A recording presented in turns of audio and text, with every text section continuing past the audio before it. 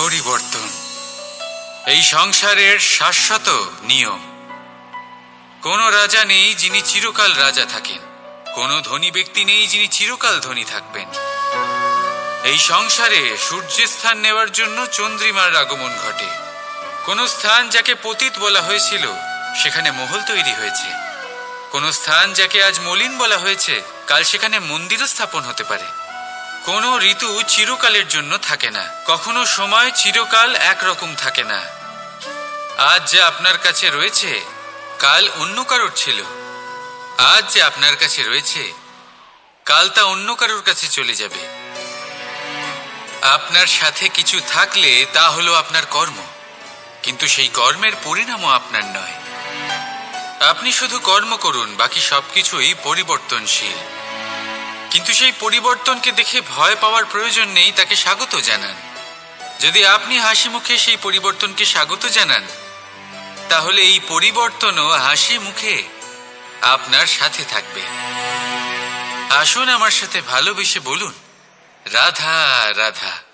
বটবৃক্ষের বীজ সর্ষের দানার থেকেও ছোট হয়, কিন্তু যখন তা নিজের রূপ ধারণ করে তখন তা বিশাল বৃক্ষের আকার ধারণ করে, যা সহস্র বছর ধরে বেঁচে থাকে, ছায়া প্রদান করে, পাখিদের আশ্রয় প্রদান করে, আর দেয় পথচারীদের বিশ্রাম করার স্থান। কেন? কারণ সেই ছোট বীজ তা মাটির ভেতরে গিয়ে নিজের খোলস ত্যাগ করে। অন্ধকারে থাকে সে, যতই আলো আসুক না কেন, যতই বর্ষা আসুক না কেন, সব সহ্য করে। আর তারপরে একটা চারা গাছ অঙ্কুরিত হয়, তারপর ধীর গতিতে একটা বিশাল বৃক্ষতে পরিণত হয়। দেখুন, জীবনে কঠিন সময় আসে, এই জন্য নয় যে আপনি হার মেনে নেবেন, এই জন্য আসে যাতে আপনি ভবিষ্যৎ নির্মাণের জন্য নিজেকে তৈরি করতে পারেন। যদি কঠিন সময়ে আপনি ওই বীজের মতো দৃঢ় হয়ে থাকতে পারেন, তাহলে আপনিও একদিন সেই বিশাল বৃক্ষের মতো নিজের অস্তিত্ব গড়ে তুলতে পারবেন, যা সহস্র বছর পর্যন্ত মনে রাখা হবে। আসুন আমার সাথে ভালোবেসে বলুন, রাধা রাধা। সঞ্চয়। মানুষের যখন থেকে বোধ বুদ্ধি হয় সঞ্চয় করতে আরম্ভ করে দেন। সঞ্চয় করতে থাকেন ভোজনের, সঞ্চয় অর্থের, সঞ্চয় শক্তির। নিজের জন্য করেন, নিজের পরিবারের জন্য করেন, নিজের স্ত্রীর জন্য করেন, সন্তানের জন্য করেন, সন্তানের সন্তানের জন্যও সঞ্চয় করেন। সঞ্চয় করার জন্য ওনার কাছে অনেক কারণ রয়েছে, কারণ উনি এটা ভাবেন যে এই সঞ্চিত শক্তির জন্য কেউ ওনার কোনো ক্ষতি করতে পারবে না। মানুষ ভুলে যান একটা গুরুত্বপূর্ণ কথা, এই সত্য, উনি এই সংসারে খালি হাতেই এসেছিলেন, আর এখান থেকে ওনাকে খালি হাতেই যেতে হবে। যা এখানকার তা এখানেই থেকে যাবে। আর যদি কিছু ওনার সাথে যায় তা হলো ওনার কর্ম, আর কিচ্ছু নয়। তাই যদি কিছু অর্জন করতে চান তাহলে শুভ কর্ম অর্জন করুন, আত্মশক্তি অর্জন করুন, কারণ পরলোকে এটাই হবে আপনার সম্পত্তি। তাহলে কি এটা আপনি অর্জন করতে চান না? আসুন আর আমার সাথে ভালোবেসে বলুন, রাধা রাধা। সদিচ্ছা। দেখতে গেলে 3 অক্ষরে তৈরি এই শব্দ, কিন্তু সমস্ত ত্রিলোক তার উপরেই আধারিত। আপনি এই সংসারে এসেছেন, তখন অবশ্যই শ্বাস নেবেন, কিন্তু তার বদলে আপনাকে কিছু তো দিতেই হবে। আপনার উপর নির্ভর করছে আপনি কি দেবেন।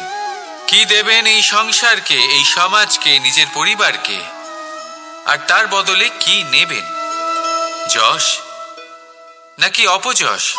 দেখুন, এক ছিল রাবণ, যে কিনা সমুদ্র পার করল সীতাকে অপহরণ করার জন্য, আর এক ছিলেন রামচন্দ্র, যিনি সমুদ্র পার করেছিলেন, সেতু বানিয়ে গিয়েছিলেন সীতাকে ফিরিয়ে নিয়ে আসার জন্য।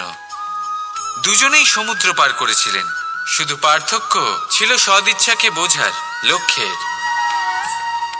অনেক মানুষের যাত্রা একরকম হতেই পারে, কিন্তু আনন্দ তখনই লাভ করবেন যখন লক্ষ্য শুভ হবে, মহান হবে। এই লক্ষ্য দিয়ে এই সংসারের কল্যাণ হবে এবং মানুষের সম্মান হবে। যদি আপনার সংকল্প উচিত হয় তাহলে আপনার লক্ষ্য উচিতই হবে, নয়তো শুধুমাত্র বিনাশ হবে। আর উচিত এটাই হবে যে বিনাশের হাত থেকে যেন নিজেকে বাঁচানো যায়, কি বলেন? তাই জীবনে যে লক্ষ্য স্থির করছেন মনে রাখবেন তা যেন শুভ লক্ষ্য হয়। যদি এরকম হয় তাহলে আপনার যাত্রা, আপনার জীবন দুটোই শুভময় হবে। আসুন আর আমার সাথে ভালোবেসে বলুন, রাধা রাধা। সুরক্ষা। এই সুরক্ষা আসলে কি? এটা কি কোনো কবচ নাকি কোনো সীমা? এই সুরক্ষা আসলে অন্য কিছু।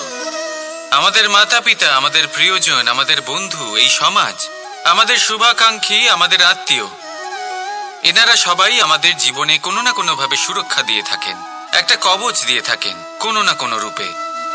কিন্তু দেখতে গেলে আমাদের পরাক্রমের পথে, আমাদের বীরত্বের পথে, আমাদের সাহসের পথে এই সুরক্ষাই সব থেকে বড় বাধা হয়ে দাঁড়ায়। একবার ভেবে দেখুন, যদি আপনি কোনো সুরক্ষাই না পান, বা যদি আপনি এই সুরক্ষা ভেঙে বাইরে আসতে পারেন, তাহলে আপনার বীরত্ব চরম সীমায় পৌঁছে যায়। কেন? কারণ তখন আপনি জানেন যে এই সংসারের সম্মুখীন আমাদের নিজেদেরই হতে হবে।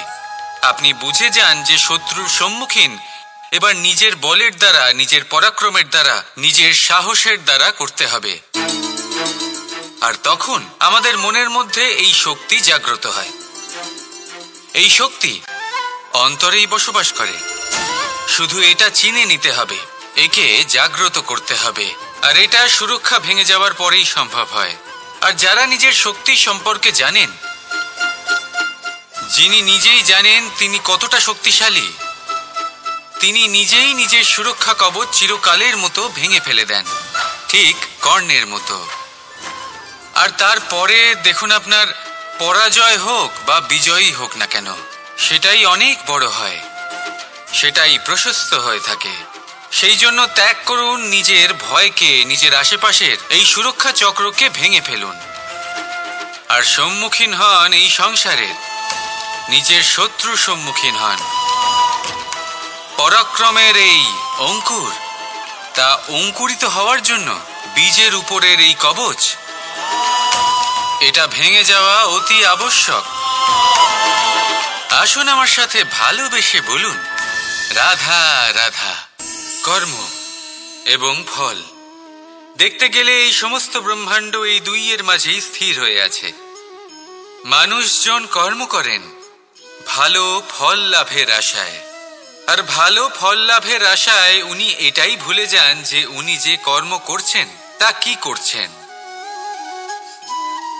আমি বলেছিলাম কর্ম করুন ফলের চিন্তা না করে, কিন্তু কি কর্ম করছেন সেই বিষয়ে ভাবাটাও অত্যন্ত আবশ্যক।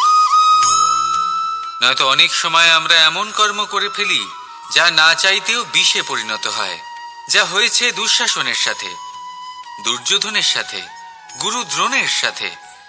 একজনের মানসিকতা উচিত ছিল না, একজনের বিবেক উচিত ছিল না, আরেকজন যে পক্ষ নির্বাচন করেছিলেন সেই পক্ষ উচিত ছিল না। আর যা কিছু ওনাদের সাথে হলো, আপনার, আমার, আমাদের সকলের সাথে তা হতে পারে।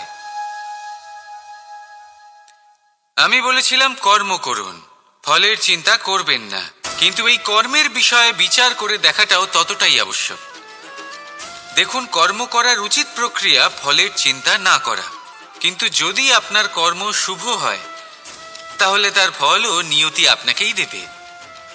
সর্বদা কর্ম করার সময় এটা ভাবুন যে আপনার এই কর্ম এই সংসারকে, এই সমাজকে, আপনার পরিবারকে, আপনার আশেপাশের মানুষজনকে কোন দিশায় নিয়ে যাবে। যদি এটা সবার জন্য মঙ্গলময় হয় তাহলে কর্ম করতে থাকুন। আর হ্যাঁ, নিশ্চিত রূপে ফলের চিন্তা করবেন না। আসুন আমার সাথে ভালোবেসে বলুন, রাধা রাধা।